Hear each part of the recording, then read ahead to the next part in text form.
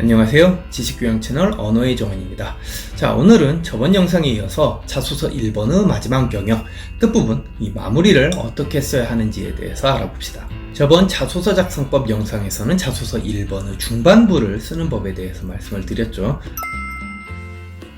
오늘 알려드릴 자소서 1번의 끝부분 작성법은 이 도입부나 중반부에 비해서는 무척 심플합니다. 분량도 상대적으로 엄청나게 적고요. 여러분들이 자소서 1번을 마무리할 때 반드시 유의해야 할 점, 그건 오로지 딱 두 가지입니다. 우선 첫째는 느낀 점 서술하기, 그리고 둘째는 각오와 기대 서술하기입니다. 자, 우선 느낀 점 얘기입니다. 무엇에 대한 느낌을 쓰라는 걸까요? 자소서 1번 문제의 핵심을 다시 상기해 봅시다. 1번이 여러분들에게 뭘 물어보고 있죠? 바로 학습의 노력, 그리고 학습의 경험이죠. 제가 앞선 두 개의 영상에서 자소서 1번의 도입부에서는 문제의식을 쓰라고 말씀드렸고, 중반부에서는 구체적인 학습의 절차와 과정을 쓰라고 했죠. 그럼 이 마무리 단계에서 써야 하는 느낌이라는 건 바로 학습상의 문제의식, 그리고 학습 절차와 과정을 모두 겪은 후에 본인이 뭘 깨닫고 각성했는지 나름의 소회랑 소감 같은 걸 얘기하는 겁니다. 그런데 이때 조심해야 할 사항이 있습니다. 소회랑 소감을 쓰라고 했다고 해서 지나치게 두루뭉술하게 쓰는 애들이 있어요. 예를 들어 뿌듯했다, 자신감이 생겼다, 잊지 못할 체험이었다, 이런 식으로 말이죠. 미안하지만 이런 식의 추상적인 서술들은 쓰나 마나예요. 그냥 뻘짓입니다. 말이 그냥 느낌이지 이 느낀 점 서술은 제법 구체적이고 적확해야 합니다. 주관적인 체험을 수료하는 뉘앙스로는 쓰되 정작 그 주관적인 수료의 내용물은 역설적으로 상당히 객관적인 것이어야 한다는 뜻이에요.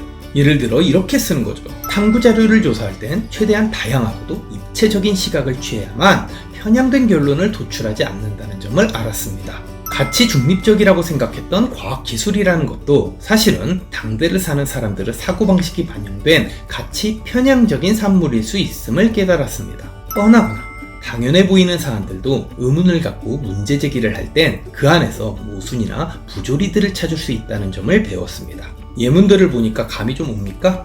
한마디로 자소서의 도입부와 중반부에 썼던 내용들을 일거에 정리할 수 있는 다소 포괄적이고도 함축적인 상위 개념이나 메타 센텐스를 만들어내는 겁니다. 그러니까 결국 또 학습, 공부, 탐구 얘기여야 한다는 겁니다. 한마디로 자소서 1번은 시종일관 아카데믹한 컨텐츠로 시쳇말로다가 풀 메이크업을 해야 한다는 겁니다. 방금 전에 제가 제시해드린 예문을 다시 한번 잘 살펴보세요. 첫 번째 예문은 다양하고도 입체적인 시각이라는 문구로, 두 번째 예문은 가치 편향적인 산물이라는 문구로, 세 번째 예문은 문제제기, 모순, 부조리 같은 핵심 키워드들로 이 셋 모두 자신이 앞에 썼던 내용들을 한 방에 보기 좋게 갈무리하고 있죠. 그리고 중요한 건 이 표현들은 결코 모호하지 않습니다. 오히려 상당히 구체적이고 객관적이죠. 이게 바로 여러분들이 자소서 1번의 후반부에서 느낀 점을 쓸 때 반드시 지켜야 하는 노하우, 그리고 스킬입니다. 이 feel을 쓰지 말고 아카데믹한 결말을 써라. 두 번째 서술사항으로 여러분들이 고려해야 할 것이 바로 각오와 기대인데요.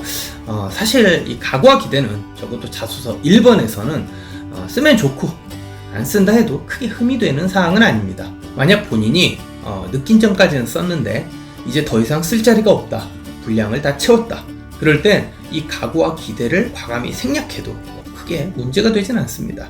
그만큼 이 각오와 기대라는 서술사항은 적어도 자소서 1번에서만큼은 약간 옵션 같은 개념이라고 생각하시면 돼요. 하지만 정작 쓸 말은 다 쓴 것 같은데 분량이 좀 남는 경우, 남는 학생들도 있겠죠.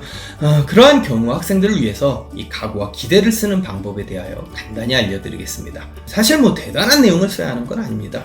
각오와 기대라는 이 워딩처럼 앞으로 공부를 할 땐 이러이러한 태도를 갖추도록 하겠다, 앞으로 뭔가를 탐구할 땐 이러저러한 요인들을 더 신경 쓰겠다, 여기에서 그치지 않고 대학에 진학해서는 지금의 학습 수준보다 더 발전된 연구를 하고 싶다, 이런 등등.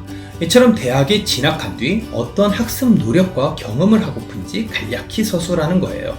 앞으로 일어날 일을 쓰는 것에 불과하잖아요. 그저 심플한 형태로 미래지향적인 컨텐츠를 살짝 가미해준다는 느낌으로 쓰면 되는 겁니다. 다만 조심해야 할죠. 어떤 학습 노력과 경험을 하고 싶은지 그 구체적인 기준점은 반드시 바로 직전까지 썼던 이 결말부의 느낀 점, 바로 그 느낀 점과 매우 직접적으로 연계된 것이어야 한다는 겁니다. 예를 들어 느낀 점에서는 다양하고도 입체적인 연구의 중요성을 강조해놓고 정작 각오와 기대에서는 모순과 부조리에 대한 문제제기 따위를 쓰면 안 된다는 거예요.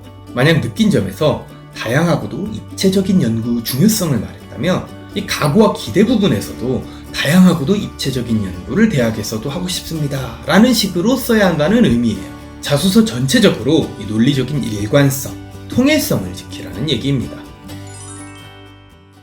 자, 그럼 자소서 1번 작성법 중 마지막 결론부 및 마무리 쓰는 법에 관한 강연은 여기에서 마치도록 하겠습니다. 다음번 영상에서는 이제 드디어 대망 2번 작성법으로 넘어가겠네요. 대기업 공통 자소서 2번 작성법에 관한 강의를 해드리겠습니다. 지금까지 시청해주셔서 감사합니다. 오늘도 여러분들 모두 지적인 하루 보내시길 바랍니다.